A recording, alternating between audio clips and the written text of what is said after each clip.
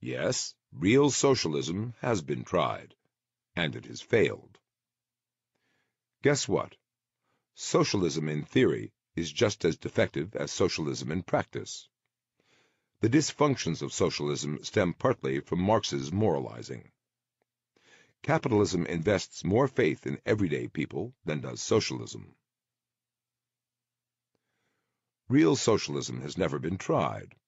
That is a standard line of argument from socialism's apologists, and it is a high school debater's trick. The shortcomings of socialism, as practiced in the real world, shortcomings that range from those mountains of oranges in California to the mountains of skulls that Pol Pot piled up in Cambodia, are dismissed as deviations from real socialism. This line of argument might be restated in this way. The ideal version of my system is preferable to the non-ideal version of your system.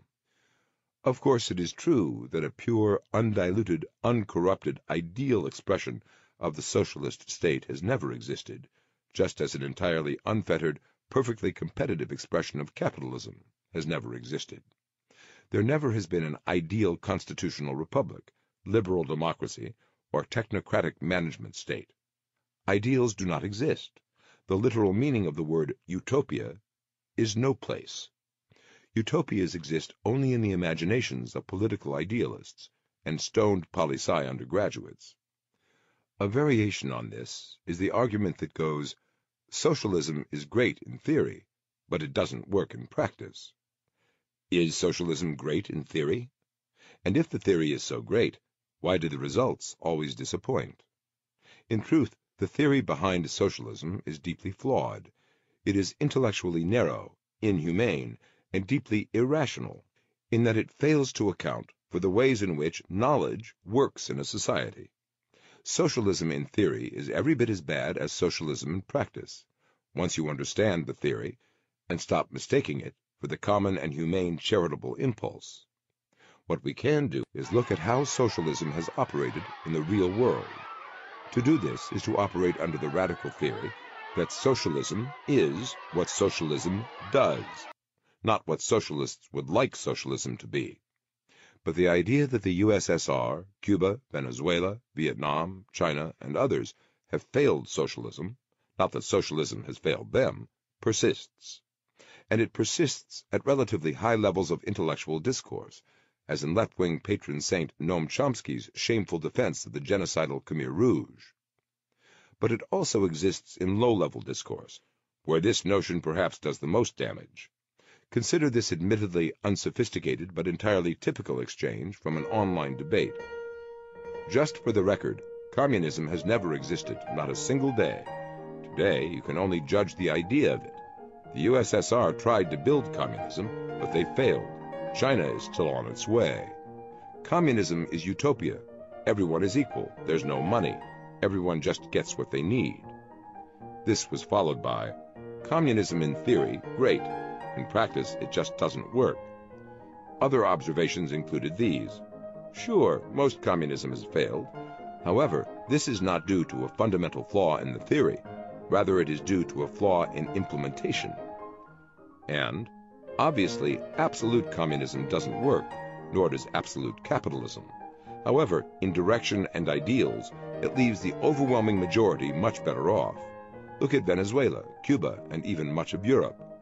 They don't have nearly the disparity and class warfare problems that hardcore capitalists do. It leaves the masses in a much better and happier environment, rather than allowing a select few to inherit wealth generation after generation. Such is the sophomoric appeal of socialism. But we need not limit ourselves to actual sophomores. An extraordinary number of national leaders, many of them among the world's best educated people, have fallen for the fool's gold of central planning. In the West, this has contributed to economic stagnation and political calcification. In the Third World, it has led to absolute tragedy. As former Secretary of State Zbigniew Brzezinski notes in The Grand Failure, in different ways, the new governments of such major countries as India or Indonesia, and of the new African states, adopted some form of state socialism as the norm, though in every case insisting they were blending it with their own specific national cultures. The leader of West Africa's new state of Guinea, Sekou Touré, responding to Soviet leader Nikita Khrushchev, expressed the mood when he stated, "The Marxism which served to mobilize the African populations, and in particular the working class, has been amputated of those of its characteristics which did not correspond to the African realities." Nonetheless, the new leaders did find the Soviet support helpful, and were inclined to flirt with Soviet-propagated doctrines, especially for political reasons. They were particularly attracted by Leninist techniques for the seizure and maintenance of power, and the concept of a disciplined and hierarchical ruling party was especially appealing to the new generation of rulers. In the 1970s, several African countries thus embraced Marxism as their doctrine and proclaimed themselves to be engaged in the task of building socialism. 6, Angola, Mozambique, Madagascar, the Congo, Benin, and Ethiopia, even went so far as to adopt Marxism-Leninism as their guiding framework, and stressed their fidelity to the broad outlines of the Soviet experience in building socialism. 9 others, Algeria, Libya, Cape Verde, Guinea-Bissau, Guinea, Sao Tome and Principe, Zambia, Tanzania, and the Seychelles, became self-avowed socialist regimes, though stressing the centrality of their own national conditions in the actual implementation of socialist goals, and avoiding any explicit identification with Leninism. All of them, however, did elevate the state into the central organ of socioeconomic change. The socialism that we had in Africa was a very, very, very peculiar type of socialism. Now, this is how many African officials defined socialism. There was one minister in Kwame Nkrumah's cabinet in Ghana. When asked to define socialism, he said, "Socialism does not mean if you have made a lot of money, you cannot keep it." There was also another minister in Mugabe's government. He was asked to define socialism. Now he said, in Zimbabwe, socialism means that what is mine, but what is yours, we share. Why did so many African governments or leaders choose socialism? The reason why they chose socialism was because they felt colonialism and capitalism were the same. In fact, Lenin said capitalism was the extension of colonialism and imperialism. So when we gained our independence, African leaders didn't want to have anything to do with capitalism. It was exploitative. We wanted socialism because socialism was what we needed to fight the imperialists. Now, this is what Nkrumah of Ghana said. And also Nyerere of Tanzania said, well, capitalism encourages individual acquisitiveness and competition. We don't want that. We want social justice. So we want socialism. So a lot of African leaders adopted socialism as an ideology. And by that ideology, socialism meant state participation in the economy. As a matter of fact, Nkrumah of Ghana said that under socialism, state participation in the economy was to be taken to a point of complete ownership of the economy by the government. Very, very, very frightening. We had all these state enterprises, but they were so hopelessly inefficient that in 1983, for example, about 20% of those state enterprises were producing using 40% of their capacity, industrial capacity. The rest was just, making losses upon losses upon losses. The socialist experiment in Africa was a complete failure.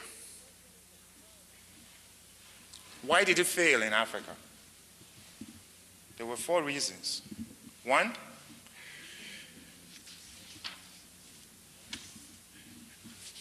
socialism created a very huge and unwieldy state bureaucracy. And that bureaucracy was characterized by waste, inefficiency, and mismanagement. The second reason why socialism failed in Africa was because the ideology itself created a whole paraphernalia of controls and regulations. Now this is important. The controls and regulations breed corruption. And the problem is, when corruption appeared in Africa, because of controls, African governments wanted to correct the corruption, so they imposed more controls, as if more of the bad medicine will cure the patient. The third reason why socialism failed in Africa was because it resulted in an extreme concentration of powers in the hands of a tiny minority. That's the ruling elites. And this power in much of Africa was used to suppress. I should say that that power was abused, used to suppress the peasant majority. If you take a look at across Africa, there are two classes. You have the elite minority, and you have the peasant majority in almost every African country. The elite minority has concentrated all the power in itself and does not share power with the peasant majority. Now, there are 41 black African countries, and only 2 of them allow the peasant majority the right to vote.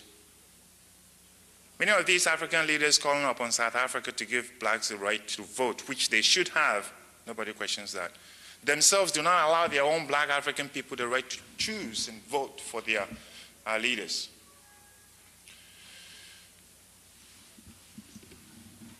The fourth reason, and this is most important, why socialism failed in Africa is because the ideology itself is alien to indigenous African culture. Very important. That ideology is alien to indigenous African culture. In indigenous Africa, all the means of production, with the possible exception of land, is privately owned. Our responsibility was to take that system and build upon it and improve upon it. What the African leaders wanted to do was, what they did was they went to China and Russia and so many other countries and borrowed systems and planted them there. They were alien and they didn't survive. So we wasted a lot of money, time, energy, and so forth. So what I'm saying that, let's go to the indigenous system. What is there is free enterprise. Thank you, Dr. Aidy.